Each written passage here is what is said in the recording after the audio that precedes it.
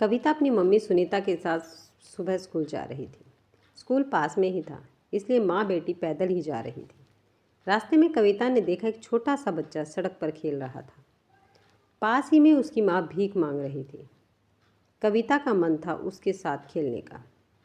कविता ने अपनी मम्मी से कहा, मम्मी मुझे भी इसके साथ खेलना है।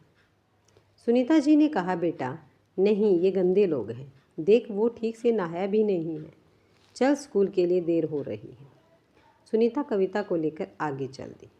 कुछ दूर जाने पर कविता ने पूछा, मम्मी वो इतना गंदा क्यों था? सुनीता जी ने कहा, बेटी वो भीख मांगने वाले गरीब लोग हैं। उनके पास न घर है न कोई नहाने की जगह। यही पास में झुग्गी में रहते होंगे। बातें करते करते स्कूल आ गया। कविता को स्कूल छोड़कर सुनीता जी घर वापस आ गई। इधर कविता अपनी क्लास में बैठी कुछ और ही सोच रही थी। वो बेचारा तो स्कूल भी नहीं जाता होगा। जब वह पढ़ेगा नहीं तो उसे भी भीख मांगनी पड़ेगी। स्कूल ख़त्म होने के बाद सुनीता जी कविता को लेकर घर चल दी। कविता ने रास्ते में देखा, अब वह बच्चा वहाँ नहीं था। उसकी माँ भी नहीं थी। कविता बोली, मम्मी वो बच्चा और उसकी माँ कहाँ चले गए? अरे मुझे क्या पता। चल, पता नहीं कहाँ कहाँ तेरा दिमाग चलता रहता है। सुनीता जी ने कविता को डांटते हुए कहा। घर आकर भी कविता उस बच्चे के बारे में सोचती रही। अगले दिन सुबह कविता अपनी मम्मी के साथ स्कूल जा रही थी। तभी उसे एक जगह भीड़ दिखाई दी। सुनीता जी ने पूछा तो किसी ने बताया, बेचारी भिखारिन सुबह भीख मांग रही थी। तभी दूसरी ओर से आ रही तेज गाड़ी ने उसे उड़ा दिया और वो वहीं ख़त्म हो गई। अब पता नहीं इस बच्चे का क्या होगा। कविता ने देखा वही बच्चा अपनी माँ के पास बैठा रो रहा था। सुनीता जी और कविता आगे स्कूल के लिए चल दिए। कविता ने पूछा, मम्मी अब इस बच्चे का क्या होगा? सुनीता जी ने कहा, बेटा अभी पुलिस वाले आएंगे और उसे ले जाएंगे। बाद में उसे किसी अनाथ आश्रम में छोड़ देंगे। कविता को कुछ समझ नहीं आया। वह बहुत कुछ जानना चाह रही थी, लेकिन तभी स्कूल आ गया। दोपहर को स्कूल से आते समय कविता ने देखा वहाँ कोई नहीं था। घर आकर कविता ने खाना भी नहीं खाया। शाम को उसके पापा राकेश जी आए तो कविता ने कहा, पापा वह जिस लड़के के बारे में मैंने आपको कल बताया था, आज उसकी माँ मर गई।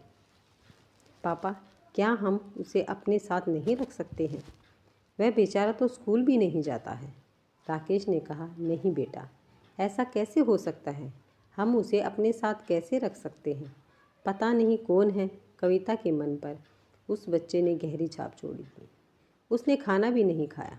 सुनीता जी और राकेश जी ने उसे समझाने की बहुत कोशिश की, लेकिन उसका मन उस बच्चे को अपने साथ रखने के लिए बेचैन था। रात के समय कविता को बुखार हो गया। उसका कोमल मन बहुत विचलित था। समाज की ऊंच नीच से बेखबर वह उस बच्चे के बारे में ही सोच रही थी। अगले दिन वह बहुत कमज़ोर लग रही थी। राकेश जी और कविता जी बहुत परेशान हो गए। डॉक्टर को दिखाया। डॉक्टर की दवा से बुखार तो उतर गया, लेकिन घर में हर समय चहकने वाली कविता अब किसी से बात नहीं कर रही थी। वह गुमसुम सी खिड़की के पास बैठी बाहर देखती रहती थी। राकेश जी ने सुनीता से बात की। ऐसा कब तक चलेगा? कविता बहुत कमज़ोर हो गई है।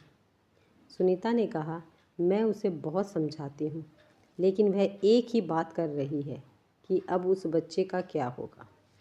राकेश जी ने सुनीता से कहा, हम अपनी बच्ची की खुशी के लिए उस बच्चे को गोद ले सकते हैं क्या?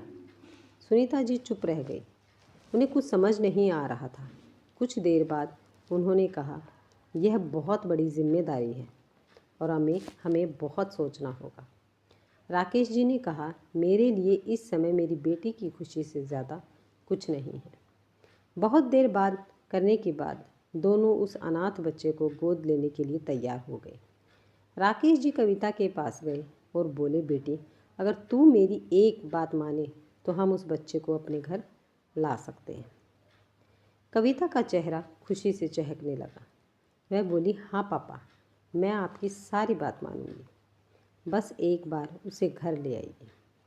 तभी सुनीता जी नाश्ता लेकर आई और बोली, बेटी पहले नाश्ता कर ले, फिर अपने भाई को लेने चलना। कविता ने खुशी खुशी नाश्ता ख़त्म किया। तीनों गाड़ी में बैठकर पुलिस स्टेशन पहुंच गए।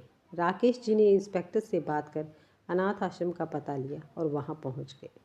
अनाथ आश्रम से उन्होंने उस बच्चे को गोद ले लिया और उसे लेकर घर आ गए। नए घर में आकर उस बच्चे को कुछ समझ नहीं आ रहा था। कविता ने उससे उसका नाम पूछा तो उसने मोनू बताया। सुनीता जी ने उसे नहला धुलाकर अच्छे से तैयार कर दिया, उसे नए कपड़े पहना दिए। अब वह किसी राजकुमार से कम नहीं लग रहा था। कविता और मोनू दोनों खेलने लगे। कविता उसे अपने सारे खिलौने दिखा रही थी।